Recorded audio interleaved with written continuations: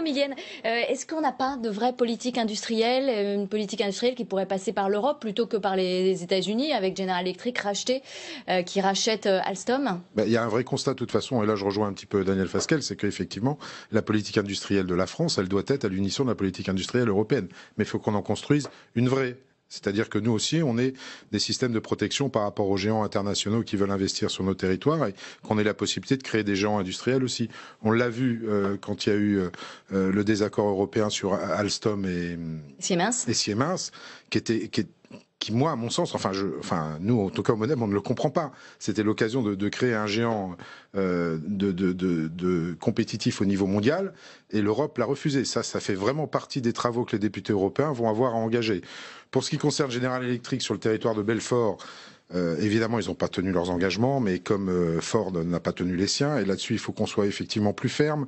Nous, on a la chance d'avoir un eurodéputé, Christophe Grudler, qui est du territoire de Belfort et qui était hier après-midi donc à la réunion qu'il y a eu avec le ministre Bruno Le Maire. Donc il y a eu 3 axes qui ont été appuyés vraiment très fort pendant cette réunion. C'est le plan de licenciement actuel est inacceptable dans sa forme actuelle. Il doit être revu fortement à la baisse. Donc il va falloir se battre pour ça. General Electric doit montrer des actes concrets. Ça c'est le deuxième point. Pour prouver qu'elle n'est pas en train de se désengager définitivement de Belfort et que, par exemple, les turbines à gaz pourraient y avoir un avenir. Et puis, oui, à la diversification, aéronautique, hydrogène, etc., mais à condition de le faire très vite pour que cela... On va survivre. Oui. Elsa Fossillon, vous faites confiance, vous, à la puissance publique, au ministre, pour sauver ces emplois, 1050 emplois menacés chez Moi, je fais confiance à la force de la puissance publique quand on s'en sert. Et pour le moment, je vois un ministre, Bruno Le Maire, un gouvernement qui... généralement dans la politique qu'ils mettent en œuvre, continue à laisser la main justement aux géants, à la finance, et que donc on peut voir et d'ailleurs on en voit des situations identiques se reproduire. Je veux quand même dire un mot aux salariés de cette boîte qui aujourd'hui sont dans une inquiétude folle et parce qu'ils savent aussi non seulement que même dans les mots du ministre, il y en aura de toute façon sur le carreau, c'est ce qu'il entend dire. Il dit qu'il faut moins de licenciements. Alors qu'au départ, General Electric s'était engagé à plus de 1000 emplois. Là, on en vient à dire il en faut moins de licenciés que ce qui est annoncé. On s'est fait berner, on s'est fait avoir. Ils savent aujourd'hui ce que ça donne, non seulement dans des zones d'habitat, ils savent ce que ça donne sur des vies. Mais vous dites quoi, il fallait nationaliser ? Pour avoir suivi la bataille des Goodyear, étant amiénoise d'origine, je sais ce que ça fait sur des vies. Il y a des suicides, il y a des familles éclatées.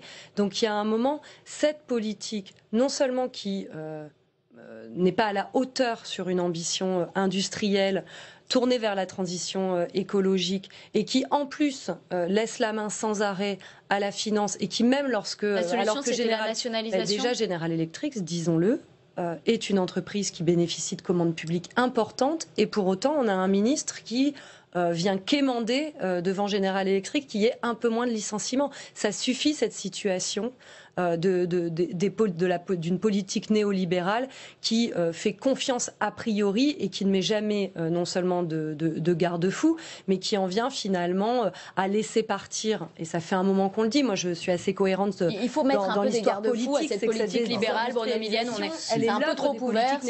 Mettre un peu de garde-fous, oui, il va falloir qu'on y pense sérieusement parce que ces cas-là, on a fort. Et le mot garde-fou est très faible, non, parce que je le dis, c'est des ruptures qu'il y a opérées carrément. Franchement, à chaque fois, c'est un drame social. C'est pas seulement un drame social pour les salariés, c'est un drame social pour l'ensemble du territoire concerné, parce que ça ne touche pas que directement les salariés du site.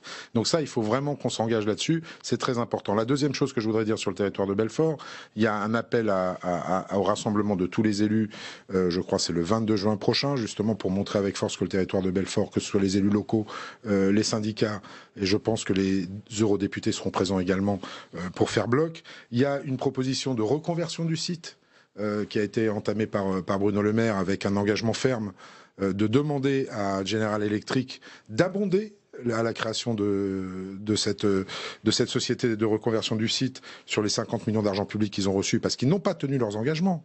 Ils devaient créer 1000 emplois. Alors ils ont donné 50 millions parce qu'ils n'ont pas créé ces emplois. Voilà. Ils doivent servir à former justement les salariés en transition. Quand la situation, on peut toujours dire vous n'avez pas fait les choses, vous n'êtes pas... Mais une fois que la situation arrive à un stade critique comme celui-là, la pire des choses, ce ne serait de ne pas réagir derrière et de ne pas réinvestir pour recréer une activité. Et on est obligé de passer à la deuxième question qui sera posée cet après-midi. Il y a effectivement beaucoup de choses à dire, mais là on va parler de quelque chose d'assez positif, l'attractivité de la France, puisque une étude d'Ernst & Young place la France devant l'Allemagne en termes d'attractivité des investissements étrangers. C'est Laurence Saint-Martin qui est à vos côtés, Stéphanie Despierres, pour nous en parler. Il est député de La République En Marche du Val-de-Marne et son groupe posera une question cet après-midi. Donc le groupe La République En Marche cet après-midi va poser une question au gouvernement sur l'attractivité de la France. Qu'est-ce que vous allez demander précisément ? D'abord, rappeler que l'investissement, ça ne se décrète pas, c'est une question de confiance. Et c'est bien le fruit de réformes qui ont été menées pendant 2 ans par le gouvernement et la majorité pour libérer le travail, pour libérer l'emploi, pour rendre nos entreprises compétitives et donner envie aux investisseurs du monde entier, effectivement, de venir mettre leur capital, mettre leur argent dans les actifs français. Ça fonctionne, ça marche, on le voit, on a dépassé l'Allemagne sur le dernier baromètre. Et moi, je fais même un pari, il va falloir qu'on aille encore plus loin. Et je voudrais que d'ici la fin du quinquennat, en 2022, c'est-à-dire à horizon 3 ans, nous puissions devenir premiers, c'est-à-dire dépasser également le Royaume-Uni avec l'effet du Brexit. Donc la trajectoire est bonne, elle est même excellente. Allons plus loin, accélérons. C'est par l'investissement que se crée l'emploi. Sauf que c'est très paradoxal, on a ces bons chiffres au moment où par exemple un groupe étranger, américain, Alstom, General Electric, affirme qu'il va supprimer 1000 emplois en France. Bien sûr, il faut accompagner les transitions sur les fermetures d'usines comme vous venez de le citer. C'est extrêmement important de ne pas laisser sur le carreau ces salariés et de les accompagner dans leur transition. Et puis il faut aussi attirer les nouveaux investisseurs qui vont permettre à ces mêmes salariés de retrouver un emploi. Il est important de fonctionner avec un chaînage, avec un cercle. Le nouveau capital vient effectivement remplacer parfois, malheureusement, celui qui s'en va. Si on ne comprend pas ça, on n'est pas en économie ouverte, on n'accepte pas cette économie de marché. C'est parfois ce qui a fait défaut à l'État français, c'est de refuser le jeu de la compétition mondiale dans laquelle nous sommes de facto. Merci beaucoup d'avoir été avec nous. Elsa Faucillon, est-ce qu'on peut dire merci à Emmanuel Macron qui, depuis 2 ans, a mis en place une politique qui porte ses fruits, nous dit Laurence Saint-Martin. Et c'est grâce à lui si les investissements étrangers augmentent en France. Pour pouvoir bénéficier des effets du Brexit, c'est sûr qu'Emmanuel Macron a mis les moyens, c'est-à-dire de sacrifier des conditions de vie, d'emploi, des salariés et des habitants du pays pour pouvoir se hisser deuxième et brandir ces chiffres à coups de tweets incessants. Mais la formation, la qualité de vie, les conditions de travail des citoyens de ce pays, c'est pas on va les accompagner que devrait dire le député En Marche. Ce n'est pas des choses qui s'opposent. D'Emmanuel Macron qui se réjouit effectivement. Au contraire, elles ont du lien, c'est-à-dire que ce qu'il appelle libéralisation du travail, c'est la destruction du code du travail, c'est que l'argent public est donné à des entreprises qui n'ont aucun engagement et qui souvent d'ailleurs les trahissent. Et je fais le lien avec la première partie de l'émission sur General Electric. Donc tout ça se fait au détriment, bien souvent, à la fois des conditions de travail, mais on voit aussi à quel point on installe un peu plus avec ces politiques-là de la précarité. On a vu dans de nombreux pays européens qui, pareil, grimpaient sur l'échelle de l'investissement, dans le rang, qui devenait 3e, 2e, et on voyait aussi une accumulation des travailleurs pauvres, et on peut penser vu les chiffres, en mettant les deux à côté, que c'est ce qui est en train de se produire dans le pays. Pauvres, effectivement, qui augmente, mini-job à l'allemande, c'est ça finalement le prix de cette 2e place? 2-3 choses. Alors je ne serais pas d'accord avec Elsa Faucillon, vous vous en doutez, puisque nous avons toujours prôné effectivement qu'il fallait libérer l'investissement pour pouvoir produire de la richesse et pour pouvoir la redistribuer, notamment, je pense, dans le futur pacte social qu'il faudra conclure un jour avec les citoyens français, parce que le nôtre est un petit peu en panne. On voit déjà qu'il y a des missions sur le revenu universel d'activité, qui est une piste intéressante en termes de garde-fou. On voit bien que toute cette politique qui a été menée envers les entreprises commence à produire ses fruits. On a créé de l'emploi industriel, ce qui n'avait pas été le cas depuis des dizaines d'années en France. Le chômage baisse de manière maintenant continue depuis quelques mois.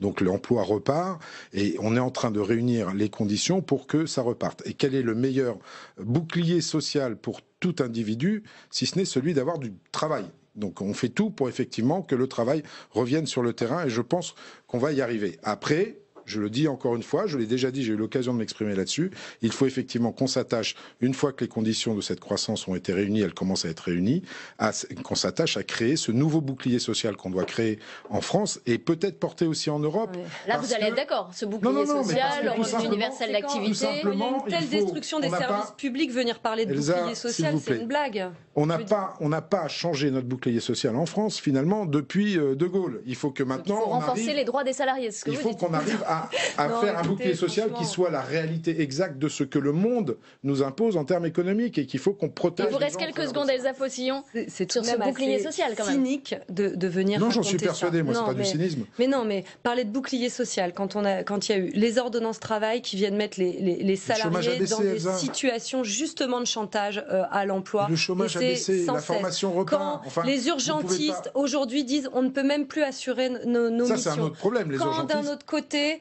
vous avez des cheminots qui alertent sur les conditions de sécurité. Quand vous avez des profs qui disent qu'ils n'en peuvent plus aujourd'hui, qui tiennent l'école à bout de bras, vous venez me parler de bouclier social. Ça suffit. Alors, deux poids, deux mesures. Et vous agitez deux poids, deux mesures, et ça dépend certainement des secteurs. En tout cas, merci d'être venu débattre sur ce plateau. Elsa Fossillon, députée communiste des Hauts-de-Seine, et Bruno Millienne, député MoDem des Yvelines.